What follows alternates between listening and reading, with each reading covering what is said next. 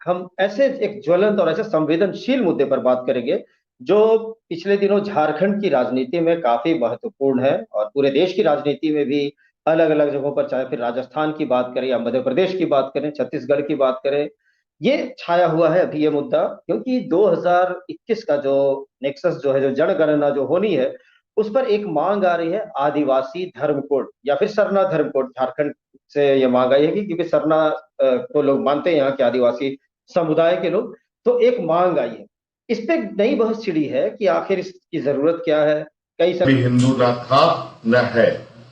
ये प्राकृतिक पूजक हैं। हमारी संस्कृति, हमारी पूजा पद्धति, हमारा हर कुछ इनसे बिल्कुल अलग कस्टमरी व्यवस्था है, और यही वजह से हम आदिवासी में काउंट होते हैं। उनके इस बयान के बाद बीजेपी ने उन्हें घेरते हुए कहा कि एक तरफ हेमंत सोरेन अपने आप को गैर हिंदू बताते हैं, लेकिन वे मंदिरों में जाकर पूजा पाठ करते हैं। बीजेपी विधायक और पूर्व मंत्री अमर बावरे ने कहा कि उन्हें स्पष्ट करना चाहिए।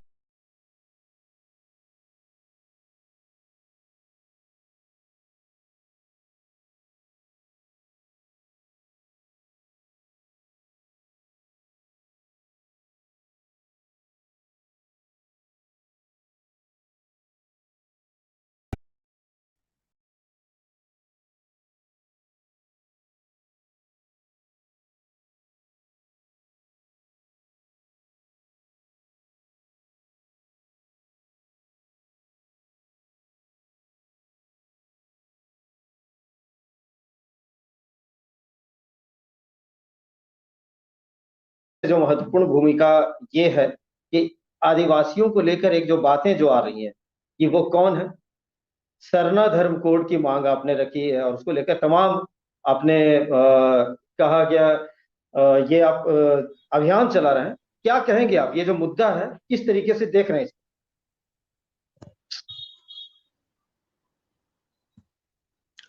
सबको जोहार। देखिए, आदिवासी हिंदू नहीं हैं, पहले भी नहीं थे, अभी भी नहीं है, आगे भी नहीं रहेंगे। हिंदू धर्म जो है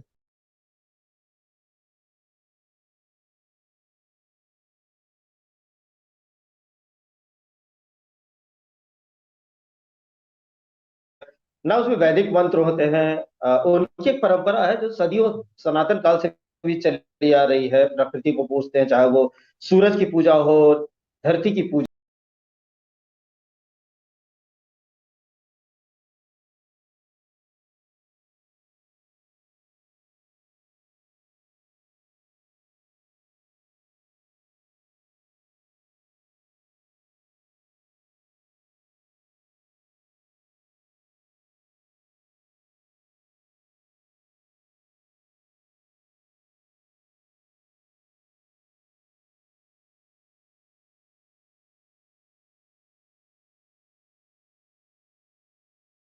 और पूर्व विधायक भी रह चुके हैं। लेकिन अभी हमारे साथ स्वामी दिव्यानंद जी महाराज जुड़ गए हैं, जो कि हिंदू धर्म गुरु हैं और इन सारे मुद्दों पर काफी मुखर बातें रखते हैं। स्वामी जी, स्वागत है आपका लाइव लगातार में। जी नमस्कार सभी को। जी स्वामी जी, जिस तरह से अभी सालखन जी बोल रहे थे, आप थोड़ी देर से जुड़े हमारे साथ, लेकिन जिस तरह से वो बोल रहे थे कि आदिवासी जो संस्कृति है वो प्राचीन काल से चली आ रही है, और उन्हें आर्य कहना भी सही नहीं होगा और न ही हिंदू धर्म का हिस्सा कहना सही होगा। और एक तरीके से ये एक भ्रम फैलाया जा रहा है कि ये हिंदू समाज का ही एक हिस्सा है, ये सालखन जी का कहना। जी सबसे पहले मैं सभी को अभिनंदन करूं। मैं अपना विचार ही रख रहा हूं, मैं किसी पे थोपूंगा तो नहीं। और मुझे लगता है हमारा आदिवासी समुदाय, हम विशेषकर किसी प्रांत की बात हो, किंतु झारखंड वासियों के लिए तो आप तो हमारी शान है। आपका इतना सम्मान है, और आप जैसे जिम्मेदार व्यक्ति, जितने दायित्ववान व्यक्ति हैं, आप जैसे जितने हमेशा समाज में लगे रहते हैं, तो कहीं कहीं भी पथभ्रष्ट करने की चेष्टा की जा रही है। हिंदू समाज को, सनातन समाज को तोड़ने की चेष्टा की जा रही है। तो ये सनातन संस्कृति को तोड़ने का ये कुछ चक्र यहाँ नहीं, ये विदेशों से चल रहा है, दूर से, और कहीं ना कहीं लोग प्रभावित हो रहे हैं।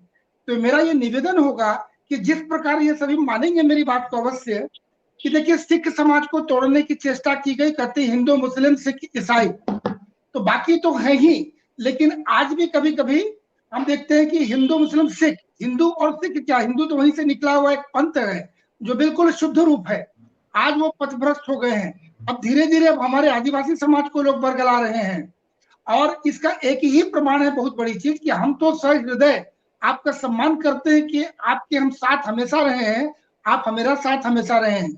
हमारी पूजा पद्धति जितने भी अंतर अगर विभिन्नता है, तो सबसे पहले उसकी परिचय है पूजा पद्धति। पूजा पद्धति जिसका भिन्न होता है वो सनातन संस्कृति से विलग है। जो आदिवासी समाज है और सनातन संस्कृति है, शुद्ध रूप से आप तो सनातन को मानने वाले हैं। जैसे महादेव, देव आदिदेव महादेव, महादेव को पूजा सनातन संस्कृति तो करती ही है ही, और जो आदिवासी समाज है वो भी करते आ रहे हैं, आज भी करते हैं, कल भी किए हैं। जैसे जिसे हम लोग कहते हैं मंडा पूजा, बहुत शान से मनाते हैं, मैं भी मंडा में शामिल होता हूँ, और मंडा पूजा महादेव जी का ही है। हनुमान जी का झंडा जो हम उठाते हैं, आप भी उठाते हैं, इस प्रकार के जितने हैं, ठीक है। संस्कृति और भाषा थोड़ी अलग हो सकती है, जो प्रत्येक 5-10 किलोमीटर में थोड़ा सी इसकी भिन्नता रहती है। तो ये तो बहुत छोटी सी बात है, एक परंपरा के लोग भी हैं, एक परिवार के लोग भी हैं, 10-15 किलोमीटर दूर में रहते हैं, तो उनकी थोड़ी संस्कृति, उनका जिसे कहते हैं लोकाचार। देखिए 3 चीज है, वेदाचार, लोकाचार और कुलाचार। जो वेदाचार है वो हमारा और आपका बराबर है। कुलाचार अन्यत्र अपने अपने कुल से परिवर्तन होता है, और जो लोकाचार है वो भी क्षेत्र के हिसाब से परिवर्तित होता है। तो ये सारी बातों में समानताएं हैं, और हम सभी यहाँ जितने एकत्रित हैं अभी आपके साथ में, हम सबों का दायित्व बनता है कि भारत की रक्षा करें अपने अपने क्षेत्र से। हम झारखंड की सभी लोग मिलके हमें एक बचा के रखने की आवश्यकता है कि कोई दूसरा बाहरी व्यक्ति हमारी संस्कृति को नष्ट न करे, हमारे बीच अलग तोड़े नहीं। ये जातिवादी धर्मवाद करके लोग तोड़ने की चेष्टा कर रहे हैं, ये भारत का विखंडन का बहुत एक कुचक्र प्रयास है। हमारा भारतवर्ष बहुत कट चुका है, और अभी भी हम देखते हैं कि 29 राज्यों में कई राज्य हैं जहां देखने की कई चिंताजनक स्थिति बनी हुई है। आज से कुछ वर्ष पहले हम लोग उसकी बात करते थे, और अभी देखने को मिला कि झारखंड के अंदर भी कई प्रकार की लड़ाने की और अलग अलग तोड़ने का ये कुचेष्टा चल रहा है। तो मेरा निवेदन, मैं तो निवेदन ही बोलूंगा कि सभी समाज के लोगों को एक साथ चलना है। हम अपने सोने की चिड़िया झारखंड को बचाएंगे।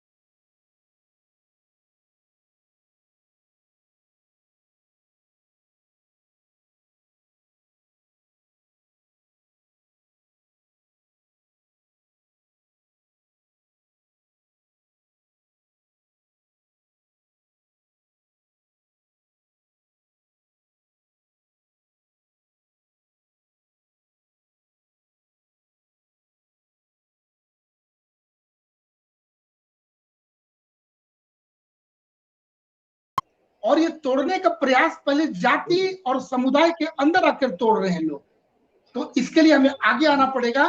झारखंड जी से मैं विशेष निवेदन करूंगा कि आप अगर आगे बढ़ेंगे तो इस संस्कृति की भी रक्षा होगी, और हमें जो तोड़ने का जो प्रयास किया जा रहा है अलग अलग भाग में, हम तो वो शान से कहते हैं आदि, जो आदि पुरुष है वही आदिवासी है। तो सबसे पहले कौन है? सनातन संस्कृति। सबसे आदि संस्कृति कौन है? सनातन है। तो आदिवासी कहें या आदि संस्कृति कहें, आप बिल्कुल जुड़े हुए हैं, और ये हमारे लिए बड़ी गौरव की बात है कि हम इस महाराज में रहते हैं, हम भी आदिवासी के एक मिनट के लिए आपको रोकना चाहूंगा। हमारी संस्कृति बराबर है। जी महाराज जी 1 मिनट के लिए आपको रोकना चाहूंगा। जो सालखन जी से मेरा सवाल है कि अभी स्वामी दिव्यानंद जी महाराज ने ये कहा कि आदि संस्कृति कहें या आदिवासी कहें, बात एक ही है। कितना इत्तेफाक रखते हैं आप सालखन जी? देखिए भाई, आरएसएस बीजेपी वाले आदिवासी को आदिवासी नहीं बोलते हैं, वो वनवासी बोलते हैं। जी। कल को वन मानुष भी बोलेंगे। ये जो स्वामी जी की बातें मैंने सुनी, ये एक भी आदिवासी के साथ तालमेल इसका नहीं है। हम लोग आदिवासी जो हैं, ऊंच नीच की भाव नहीं है, वर्ण व्यवस्था नहीं है, हमारे बीच में कोई ना ब्राह्मण है ना शूद्र है, हम सारे लोग मिलके सब काम करते हैं। और हमारी पूजा पद्धति, हमारे सोच संस्कार, हमारे पर्व त्योहार हिंदू धर्म हिंदू संस्कृति से बिल्कुल भिन्न है। इसलिए जोर जबरदस्ती सनातन बोल के, हिंदू बोल के हमको घसीटने की कोशिश नहीं होनी चाहिए। हम तो पहले ही कहे कि आर्यन भारत में जब आए, हम उससे पहले से इस देश में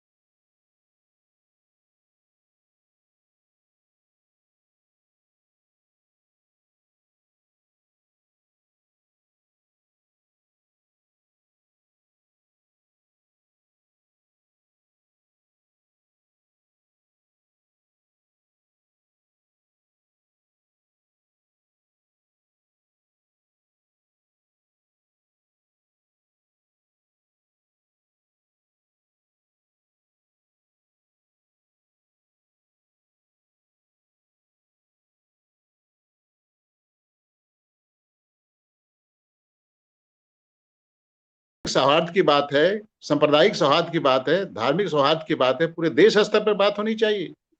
आज भाजपा वाले चाहे प्राइम मिनिस्टर हो, चाहे और लोग हों, जय श्री राम की नारा क्यों लगाते हैं? क्या जरूरत है पॉलिटिकल मीटिंग में? जहां जाते हैं जय श्री राम जय श्री राम, इस तरह का क्यों? ये तो उन्माद फैलाने की चीज है। यहाँ पर सांप्रदायिकता की बू नहीं आती है, धार्मिक की बू नहीं आती है। पूरे देश के प्राइम मिनिस्टर अगर इस तरह से करते हैं तो उसका संकेत किया जाता है। इसको भी ध्यान देना चाहिए। जहां तक जो लोग संप्रदाय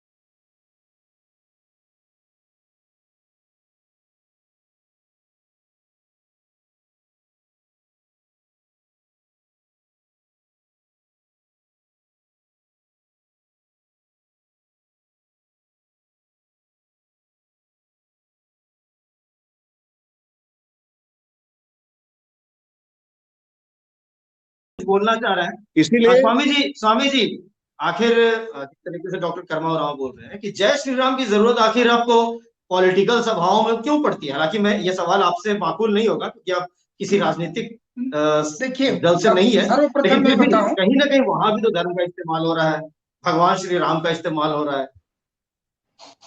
यह राम की धरती है और अपने आराध्य देव का नाम लेना, श्री राम का नाम लेना या वंदे मातरम बोलना, ये कहां से अपराध हो गया?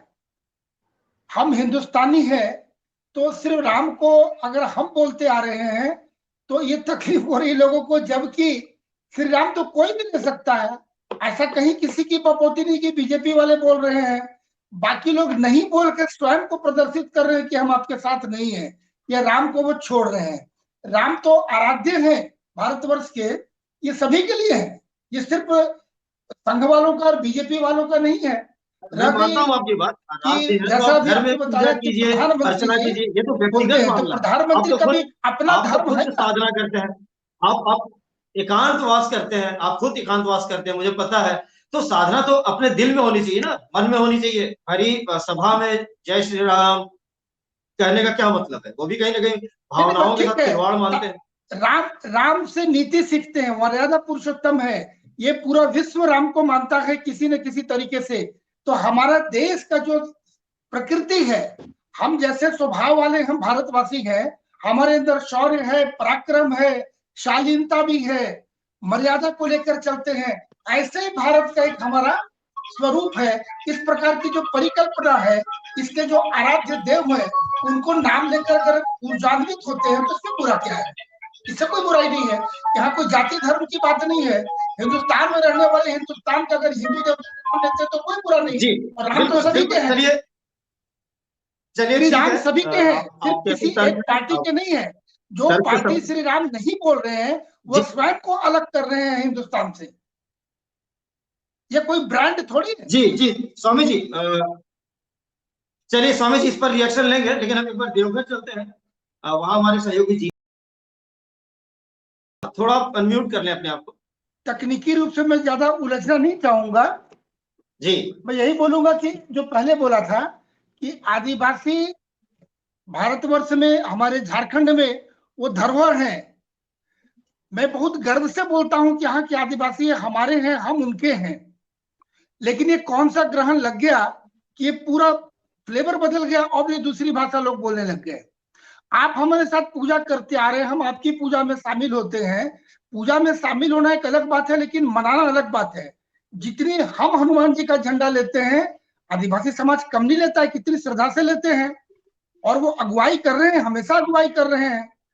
तो सिर्फ इस बात की चिंता है कि हमारे अंदर एक प्रकार का विष घोला जा रहा है, जो एक समुदाय को तोड़कर सनातन संस्कृति को तोड़ने की चेष्टा है।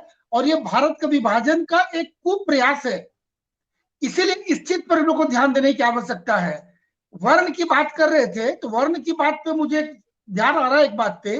मैं अभी उस जाति का नाम लेना उचित नहीं होगा, लेकिन 4 वर्ण हैं: ब्राह्मण, क्षत्रिय, वैश्य, शूद्र। अगर वर्ण व्यवस्था की बात करते हैं तो शिक्षा दीक्षा देने वाले वेद के जानकार ब्राह्मण हैं, जो रक्षा करने वाले हैं वो क्षत्रिय हैं, जो व्यवसाय अर्थव्यवस्था को संभालने वाले हैं वो वैश्य हैं, और जो सेवा कार्य में लगे हैं वो शूद्र हैं। मैं प्रश्न करना चाहूंगा सभी विद्वानों से कि जो लिखा पढ़ने वाले कुछ भी बीच में हमारे हैं, वो कहाँ आते हैं? वो लिखा पढ़ी करने वाले अगर इस प्रकार का प्रश्न करेंगे तो कई जगह आते हैं। मैं ज्योतिषी भी हूँ, हमारे पास आदिवासी समाज के काफी लोग श्रद्धापूर्ण आते हैं। मैं भी उनके साथ श्रद्धापूर्ण बहुत सेवा करता हूँ, जो मैं जितना हमारा ज्ञान है। और कहीं गोत्र की आवश्यकता पड़ती है तो वो भी गोत्र बोलते हैं अपना, तो गोत्र भी बताते हैं, पूजा पद्धति भी मिलती है, उस जमीन के वो प्रारंभ से रहे हैं, आदिवासी आदि संस्कृति सब कुछ तो मिलता जुलता है। ये तो पहले बात थी नहीं, अभी कुछ दिनों से जब तक ऐसा चलने कुछ लगा है तब से इस प्रकार की बातें यहाँ आने लग गए। एक बात मैं किसी में पुनः एक बार आपको स्मरण करा दूं और स्पष्ट कर दूं, मेरा किसी राजनीतिक दल से मेरा लेना देना नहीं है। मेरा स्वयं का धर्म है, वोट देने का अधिकार अलग है। मैं किसी संबंध नहीं रखता हूं किसी राजनीतिक दल से। किसी को सपोर्ट करना, किसी की प्रशंसा करना अलग बात है। जैसा भी आपने बताया, सालखन मुर्मू जी बताया कि आदिवासी को भाई वनवासी बोलते हैं, मैं उससे समर्थन या विद्रोह दोनों में कहीं मेरा नहीं है, विरोध भी नहीं है, समर्थन भी नहीं है। पर मुझे लगता है कि झारखंड तो भी जंगल हमारी शान है। जंगल यानी वन, वन में तो श्री राम भी रहते थे, वन में हमारी माता सबरी भी रही हैं, और उस वन में राजपाट करने वाले हमारे आदिवासी समुदाय, उन्हें एक सुंदर ढंग सुनने में भी लगता है कि वन में निवास करने वाले वनवासी हैं। आदिवासी वनवासी तो वन में कौन रखते हैं? जो यहाँ पुराने आदि जो है एकदम आदि वो रहते हैं। तो मुझे लगता है समानता है, इसमें कोई बहुत ज्यादा विभेद की बात नहीं है। जी मैं स्वामी जी, उस पर उलझना भी नहीं चाहूंगा, मैं पहले बताया, ना मैं स्वामी उस जी पर समर्थन कर रहा मुर्मू जी हूँ, कुछ बोलना ना चाह मैं रहे हैं, विरोध कर रहा हूँ। स्वामी हाँ। जी, हाँ जी स्वामी जी, हाँ मुर्मू साहब। मैं ये कहना चाहता हूं कि यहाँ राजनीति की बात कहीं से भी नहीं है, और ये जो बनवासी शब्द है ये आरएसएस बीजेपी का दिया हुआ शब्द है। इसके पीछे षड्यंत्र ये है, जब हम आदिवासी बोलेंगे तो आदि युग से रहने वाले की बात आ जाती है, इसलिए आदि को हटा के बनवासी बना दो। मैं सालखन मुर्मू जमशेदपुर शहर में रहता हूं, मैं कैसे बनवासी कहलाऊंगा? दूसरी बात,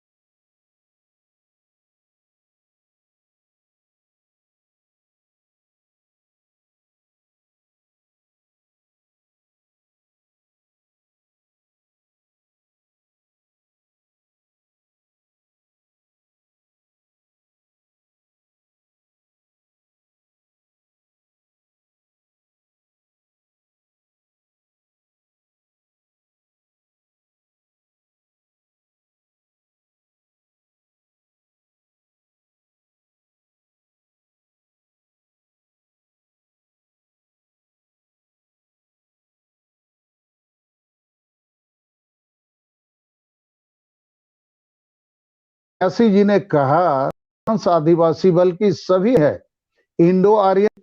कोई आदमी एक वकील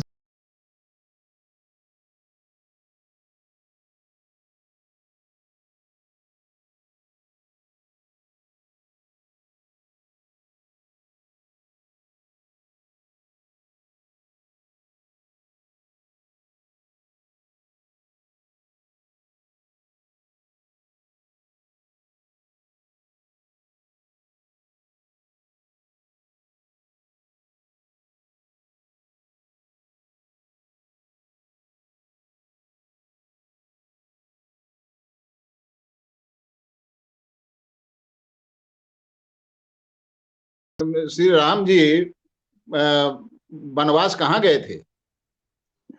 जंगलों में, दूसरे साम्राज्य में। तो वहां तो आदिवासियों ने उनको सुरक्षा दिया ना। जो हम लोग का चरित्र है, हमारा कल्चर है, हमारी संस्कृति है, मैंने उनको 14 बरस तक हमने अपने आश्रय दिया, संरक्षण दिया अपने क्षेत्रों में, अपने राज्य में, अपना साम्राज्य में, और उनको मैंने सुरक्षा दी। ये मेरा अपना कल्चर है, आदिवासी कल्चर है, आदिवासी संस्कृति, आदिवासी धर्म है। और उस धर्म में हमारा उनके साथ समागम हुआ, एक दूसरे का संपर्क में आए।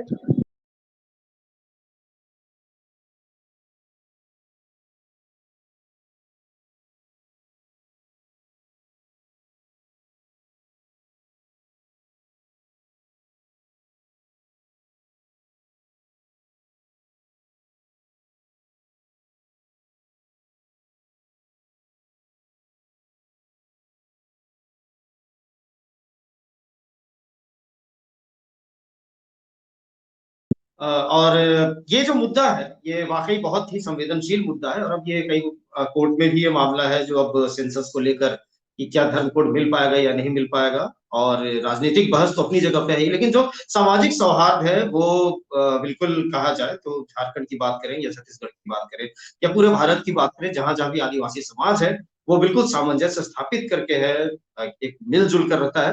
बीच में कुछ चीजें ऐसी जरूर आती हैं जिससे कि एक जो बिखराव है वो होता है, लेकिन सारी चीजों को बहुत ज्यादा तवज्जो देने की जरूरत नहीं है। और जहां तक बात है वोट की या फिर कहा जाए सेंसस की, तो वो एक अब ये मामला पूरी तरीके से कहा जाए तो कोर्ट के पास भी है। अब इस कोर्ट क्या फैसला लेती है कि किस तरीके से एक आदिवासी कोड को, चाहे उसका नाम कुछ भी हो, या सरना हो या अलग अलग जो बाहा धर्म हो, या फिर जिस तरीके से अभी झारखंड मुर्मू ने बताया कि वो अलग अलग है, लेकिन एक ट्राइबल्स का या आदिवासियों का या जो आदि धर्म से जो रह रहे हैं उनका एक कोड जरूर होना चाहिए, जिसे कि